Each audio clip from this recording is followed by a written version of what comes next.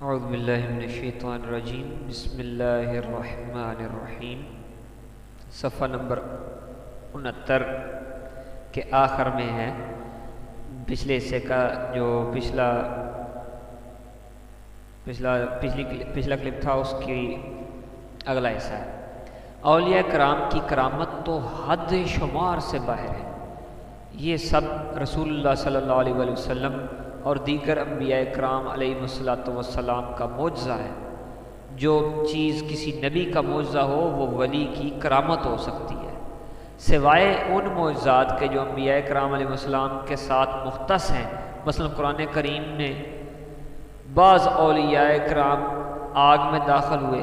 قرآن کریم نے جو ہے وہ بیان کیا ہے کہ بعض اولیاء کرام آگ میں داخل ہوئے اور آگ نے انہیں کوئی تکلیف نہ دی۔ بعض نے تھوڑے وقت میں طویل مسافت طے کر لی، بعض ہوا میں پرواز کرتے تھے، بعض کے جنات فرما بردار تھے، وغیرہ وغیرہ۔ یہ ساری اللہ پاک نے قرآن پاک میں بیان کیا ہوا ہے۔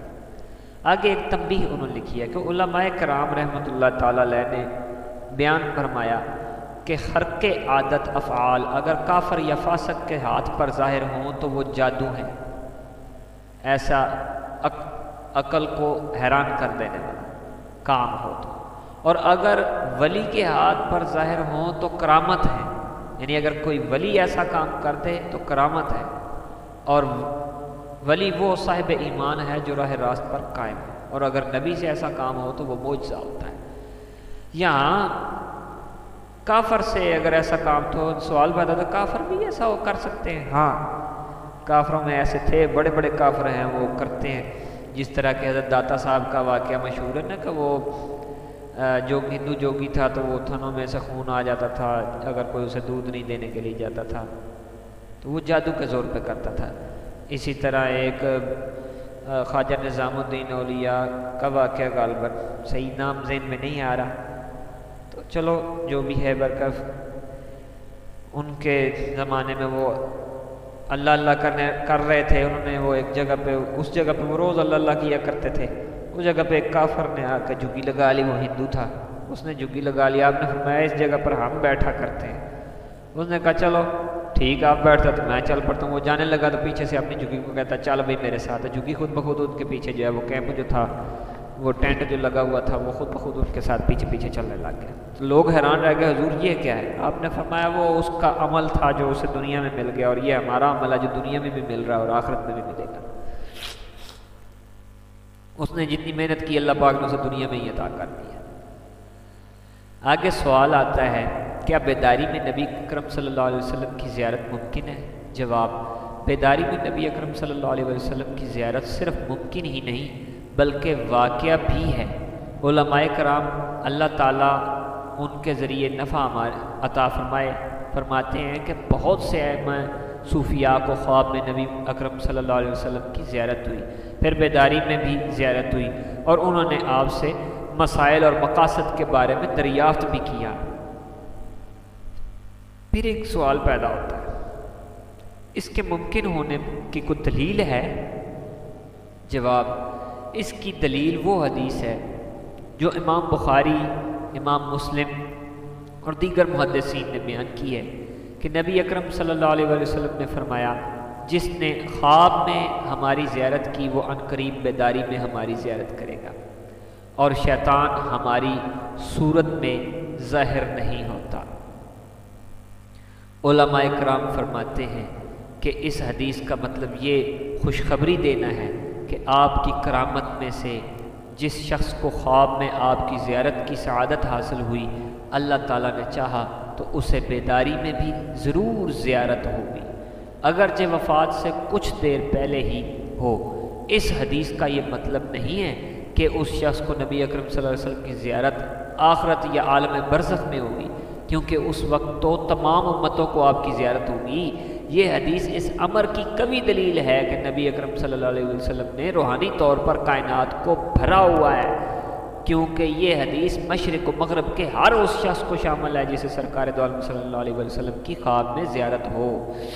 امام جلال الدین سیوطی رحمۃ اللہ تعالی علیہ فرماتے ہیں کہ مذکورہ حدیث سے مجموعی طور پر یہ ثابت ہوتا ہے کہ حضور نبی اکرم صلی اللہ علیہ وسلم جسم اقدس اور روح دونوں کے ساتھ زندہ ہیں، اور آپ زمین کے اطراف و اکناف اور عالم بالا میں جہاں چاہتے ہیں تصرف فرماتے ہیں، اور آپ اب بھی اسی حالت میں ہیں جس میں وفات سے پہلے تھے، اور یہ کہ آپ فرشتوں کی طرح نگاہوں سے پوشیدہ ہیں، کیونکہ اب آپ میں صفت بشریت نہیں بلکہ صفت بشریت اللہ پاک نے آپ سے لے لی ہے کہ جو آنکھوں کے سامنے دکھائی دیتا ہے۔ اب صفت جو ہے وہ نورانی آ گئی، نورانی صفت جو ہے اللہ پاک نے اس کا اظہار فرمایا، جس طرح کہ اللہ پاک نے قرآن پاک میں فرمایا کہ آپ نور ہیں، قد جاءکم من اللہ نور و کتاب مبین۔ تو جب اللہ تعالیٰ کسی ولی کو آپ کے دیدار کی کرامت عطا فرمانے کے لیے پردہ اٹھا دیتا ہے تو وہ آپ کو اسی حالت میں دیکھتا ہے۔ تو اس کے ایک اور بھی جواب ہے کہ آقا کریم علیہ السلام نے فرمایا کہ جس نے مجھے خواب میں من رآنی فی المنام، جس نے مجھے خواب میں دیکھا، نیند میں دیکھا، سوئے ہوئے دیکھا، گویا کہ اس نے حقیقت میں مجھے دیکھا، کیونکہ شیطان میری شکل میں آ ہی نہیں سکتا۔ تو آپ خود اندازہ کریں کہ اللہ کے نبی کا فرمان بھی یہی ہے۔ حضرت خضر علیہ السلام زندہ ہیں یا نہیں، سوال یہ بھی آ جاتا ہے۔ جواب ہے جمہور علماء اکابر کا حضرت خضر علیہ السلام کی زندگی پر اجماع ہے کہ وہ زندہ ہیں، ابھی انہیں موت واقعہ نہیں ہوئی، اور عوام و خواص میں یہ مسئلہ مشہور ہے کہ ابن عطاء اللہ لطائف العنین میں فرماتے ہیں کہ حضرت خضر علیہ السلام جو ہے ان کی ملاقات اور ان سے استفادہ ہر زمانے کے اولیاء کرام سے بتواتر ثابت ہے، یعنی ہر زمانے کے ولی ان سے ملاقات بھی کی ہے انہوں نے اور ان سے فائدہ بھی حاصل کیا ہے۔ یہ بات اس قدر مشہور ہے کہ حد تواتر کو پہنچ چکی ہے اور اس کا انکار نہیں کیا جا سکتا۔ خبر متواتر کے بارے میں آپ پیچھے پڑھ چکے ہیں کہ خبر متواتر کیا ہوتی ہے۔ اب یہاں پھر ایک ذہن میں بات آتی ہے خبر متواتر کا، یہ بھی تو غلط ہو سکتی ہے۔ خبر متواتر کے بارے میں انہوں نے کہا تھا ایک کثیر جماعت کا ایک بات پر جمع ہو جانا کہ وہ جو ہے وہ جماعت اس کا جھوٹ پر جمع ہونا محال ہو۔ پھر ایک سوال یہ اٹھتا ہے کہ ہو سکتا ہے کہ وہ پلاننگ بھی ہو سکتی ہے۔ بھائی نہیں، کبھی آپ حدیث شریف کی جو کتابیں ہیں اصول حدیث کی، اس میں جب خبر متواتر کی تعریف پڑھیں گے تو وہ بہت ہی مختلف ہے اس تعریف سے۔ یہ تو انہوں نے مختصر کی ہے، وہ تعریف میں یہاں کر دیتا ہوں تاکہ آپ کے ذہن میں سے یہ ساری خلشیں جو ہیں وہ دور ہو جائیں، سارے وہم دور ہو جائیں۔ خبر متواتر ایسے ہی ہے جیسے قرآن کے بعد اگر کسی بات پر عمل ہے تو وہ حدیث متواتر کے اوپر ہے، سب سے ٹاپ کلاس کا درجہ، یہ صحیح حدیث سے بھی اوپر کا درجہ ہے حدیث متواتر کا، صحیح حدیث سے بھی اوپر کا درجہ ہے۔ اس حدیث میں کیا ہوتا ہے، حدیث متواتر اگر ہو تو اس میں کیا ہوتا ہے، تو پھر آپ خود سمجھ لیں کہ خبر متواتر کی کیا صورتحال ہوگی۔ حدیث متواتر میں یہ ہے کہ حضور نبی کریم صلی اللہ علیہ وسلم سے کم از کم 10 صحابہ بیان کر رہے ہیں۔ کتنے؟ کم از کم 10 صحابہ، اور ہر صحابی سے کم از کم، یعنی ہر صحابی سے کم از کم 10 تابعی نے روایت کیا ہو، یا 10 تابعی یا کچھ صحابی ہو جائیں، یہ مطلب 10 افراد آگے مزید، ہر ایک صحابی سے 10 نے آگے روایت کی ہو، یعنی کہ 10 صحابہ نے حضور نبی کریم صلی اللہ علیہ وسلم سے ڈائریکٹ بیان کیا، اور ان میں سے ہر صحابی سے آگے 10 نے روایت کیا ہو تو 100 بنتے۔ پھر ان سے آگے جو تابعین ہیں ان سے ہر ایک تابعی سے پھر آگے جو ہے 10 کم از کم 10، زیادہ کی کوئی عادت نہیں ہے، زیادہ میں وہ 50 100 200 بھی ہو سکتے ہیں، کم سے کم جو ہے وہ 10 بندے ہونے چاہیے۔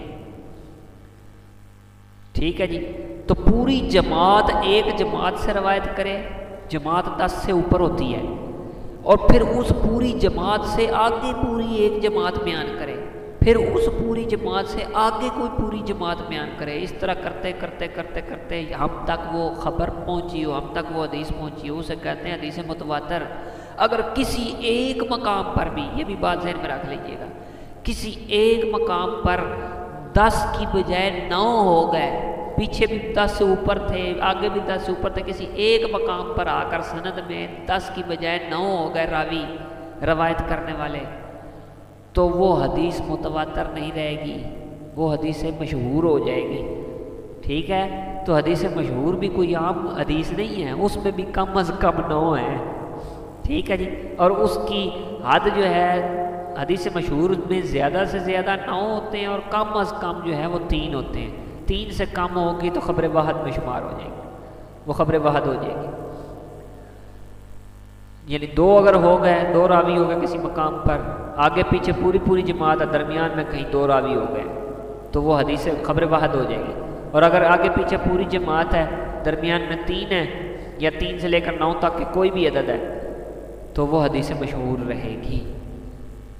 تو یہ اندازہ ہے خبر متواتر میں سے اس کی جو شرط ہے، اس میں سے 10 میں سے ایک راوی کسی ایک جگہ پر بھی کم ہو گیا تو وہ حدیث مشہور ہو جائے گی، متواتر رہے گی نہیں۔ تو یہ حدیث متواتر سے یہ باتیں ثابت ہیں، تواتر کو پہنچ چکی ہیں، اور اس کا انکار نہیں کیا جا سکتا۔ ابن قیم نے اپنی کتاب مشیر الغرام ساکن میں ان کی زندگی کے بارے میں 4 صحیح حدیثیں پیش کی ہیں۔ امام بیہقی دلائل النبوہ میں روایت کرتے ہیں کہ جب نبی اکرم صلی اللہ علیہ وسلم کی رحلت ہوئی تو صحابہ کرام نے گھر کے کونے سے آواز سنی، اے گھر والوں، تم پر اللہ تعالیٰ کی سلامتی، رحمت اور برکتیں ہوں، ہر جان موت کا ذائقہ چکھنے والی ہے، تمہیں قیامت کے دن تمہارے اعمال کے اجر دیے جائیں گے، بے شک اللہ تعالیٰ کی راہ میں ہر مصیبت سے صبر ہے، ہر جانے والے کا خلیفہ ہے، اور ہر فوت ہونے والے کا بدل ہے۔ یہ صحابہ نے اپنے گھروں کے کونوں میں سے آوازیں سنی، اللہ پاک کی طرف سے یہ آوازیں آئیں، انہیں دلاسا دیا جا رہا تھا، کیونکہ ان پر جو دکھ کا پہاڑ ٹوٹنے والا تھا اس سے انہیں جو ہے صبر کی تلقین کی جا رہی تھی۔ لہٰذا اللہ تعالیٰ پر بھروسہ رکھو اور اسی سے امید وابستہ کرو، مصیبت زدہ وہی ہے جو ثواب سے محروم ہے۔ حضرت علی المرتضیٰ رضی اللہ تعالیٰ عنہ نے فرمایا، جانتے ہو یہ کون ہیں جنہوں نے یہ پیغام دیا ہر گھر سے، کونے میں سے، صحابہ کے گھروں میں سے؟ تو حضرت علی رضی اللہ عنہ نے فرمایا، اب جانتے ہو کون ہے؟ یہ حضرت خضر علیہ السلام تھے۔ سبحان اللہ، اللہ پاک نے انہیں بھیجا صحابہ کی حوصلہ افزائی کے لیے، اس سے بڑی اور کیا بات ہو سکتی ہے؟ اور پھر آگے سوال آ جاتا ہے کہ قرآن پاک اور اسماء الہیہ سے شفا حاصل کرنا۔ اللہ تعالیٰ نے قرآن پاک سے زیادہ فائدہ مند کوئی شفا آسمان سے نازل نہیں فرمائی۔ قرآن پاک بیماری کے لیے شفا اور دلوں کے زنگ کو دور کرنے والا ہے۔ اللہ تعالیٰ نے فرمایا، وَنُنَزِّلُ مِنَ الْقُرْآنِ مَا هُوَ شِفَاءٌ وَرَحْمَةٌ لِّلْمُؤْمِنِينَ، اور ہم نے قرآن سے وہ چیز نازل کرتے ہیں جو شفا ہے اور جو مومنوں کے لیے رحمت ہے۔ اور حضور نبی اکرم صلی اللہ علیہ وسلم نے فرمایا، جسے قرآن پاک سے شفا نہ ملے اسے اللہ تعالیٰ شفا نہیں دے گا، اسے اللہ تعالیٰ شفا نہ دے گا۔ تو اب اس کے حوالے سے سوالات ہوں گے، ان کے جوابات اگلی ویڈیو میں 73 صفحے سے ہم شروع کریں گے۔